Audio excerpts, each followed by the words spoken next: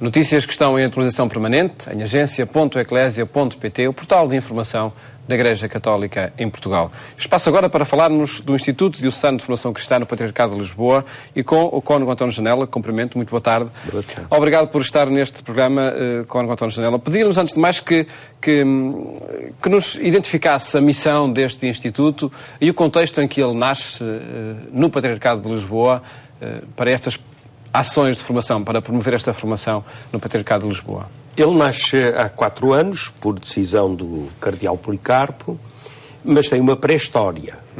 Nossa Diocese de Lisboa sempre esteve atenta à formação, quer dizer, desde a catequese dos mais pequenos até dos jovens e depois dos adultos, a formação para os sacramentos, tudo isso.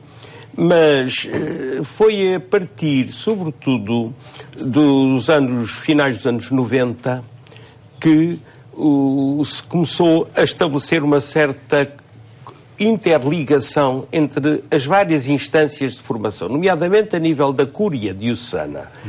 O Sr. Dom Manuel Clemente, então Bispo Auxiliar de Lisboa, presidia com uma certa periodicidade a todos aqueles departamentos da Cúria que tinham ações de formação.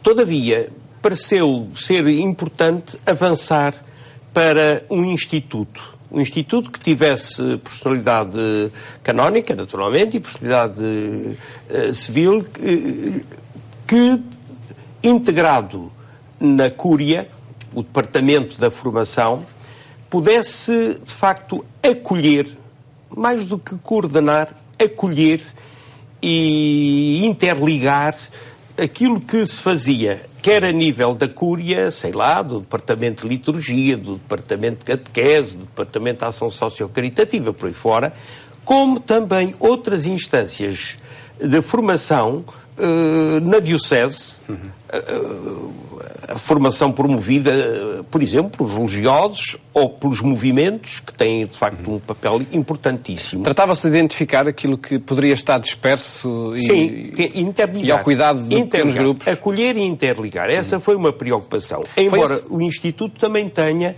digamos assim, a sua especificidade. Há um princípio fundamental da subsidiariedade. Aquilo que pode ser feito a nível de base, não temos que o fazer. Por isso o Instituto é mais uma formação de formadores. Ainda que tenha, dentro dos seus objetivos, estar atento à atualidade e fazer uma leitura crítica e interventiva nessa atualidade. Essa linha preside à escolha de temáticas para propostas formativas ou para debates? Sim. O diálogo cultural? O Instituto presentemente integra várias instâncias. A Escola de Leigos, que já tem 25 anos de caminhada. E muito com o contributo do Cônego António Janela também, não é? Não só, quer dizer, foi uma iniciativa há 25 anos de párocos de Lisboa e dos arredores, que, de facto, procurava corresponder a uma das conclusões do Congresso dos Leigos de 1988. E fez caminho. Depois, a formação à distância, que está ligada a esse centro associado do Instituto de Teologia à Distância em Madrid, e também a Escola Diocesana de Música Sacra, a Escola de Oração de São José e o Centro de Estudos Pastorais.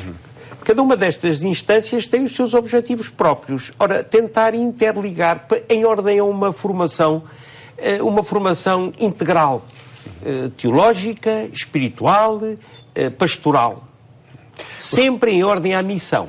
Os 4 anos de existência do Instituto têm demonstrado que esse objetivo vai sendo cumprido? Estamos a rever agora, neste momento, ao fim destes primeiros anos, há que fazer uma revisão.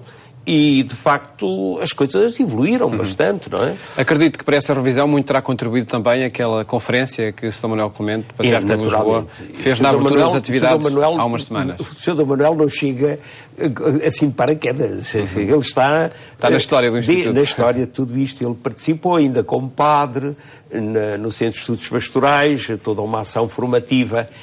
Neste momento, o Sr. Dom Manuel retoma essa coordenação a nível da Cúria, o que vai valorizar o sabermos uns e outros o que é que andamos a fazer e há sinergias que são possíveis, não é?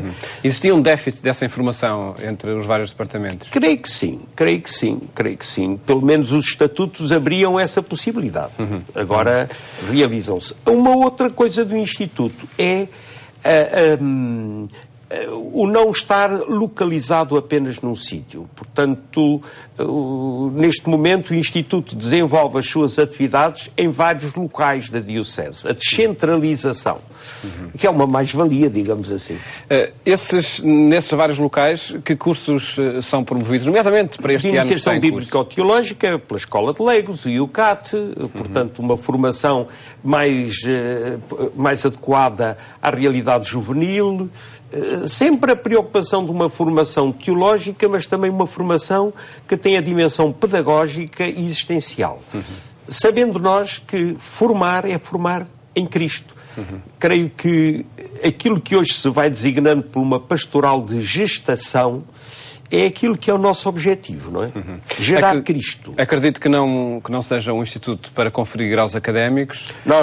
Mas certifica os formandos para graus académicos ações... é católico. E temos a alegria de muitos que frequentam o Instituto, nomeadamente a Escola de Leigos ou a formação à distância, depois completam e aprofundam e avançam para uma licenciatura ou até mestrado na Católica. Mas os leigos que frequentam estes cursos ficam com alguma certificação para ministérios, por exemplo, na com paróquia? Um diplomazinho, sempre é uma coisa agradável. Mas repare, a nossa preocupação não é fazer engordar as pessoas de conhecimentos teológicos, não é? É em ordem à missão. Leigos adultos na fé e intervenientes, que é uma das dificuldades, 50 anos depois do Concílio Vaticano II. Ainda há um déficit grande da presença e da intervenção dos cristãos, dos leigos, não é? Naquilo que é a sua realidade própria, família, empresa, escola, desporto, enfim, na vida concreta que os leigos assumem. Que acolhimento vão tendo as propostas que o Instituto faz nesta área formativa?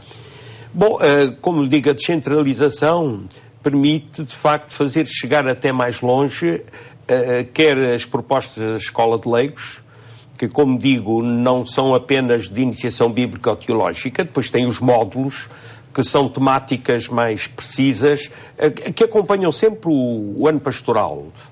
O programa do ano pastoral, a fé que atua pela caridade, por exemplo, também a parte da escola de oração de São José, a promoção de uma iniciação à Lectio Divina, retiros, etc. Tem a escola de música sacra, enfim, com uma especificidade muito própria, mas onde se contemplam as várias dimensões formativas. Mas com muita participação por parte Sim, olha, a Escola de Leigos, nestes 25 anos, já atingiu mais de 9 mil pessoas, não é? E não estamos muito preocupados com as estatísticas. O que nos preocupa é que, de facto, o laicado se assuma não numa linha clericalista, mas numa linha perfeitamente adulta na sua fé e interveniente, seja na paróquia, seja nos movimentos, seja onde for. Acreditam que dessa forma o Instituto, pelas suas atividades, está a ajudar a que aquele desafio da formação, depois da inicial, na infância e adolescência, se vá concretizando. E um desafio para o qual o Papa chamou a atenção dos bispos de Portugal, e enfim... Nesta nota pastoral sobre promover a renovação da pastoral da Igreja em Portugal, uma das alíneas, uma das prioridades é justamente a formação e a iniciação cristã.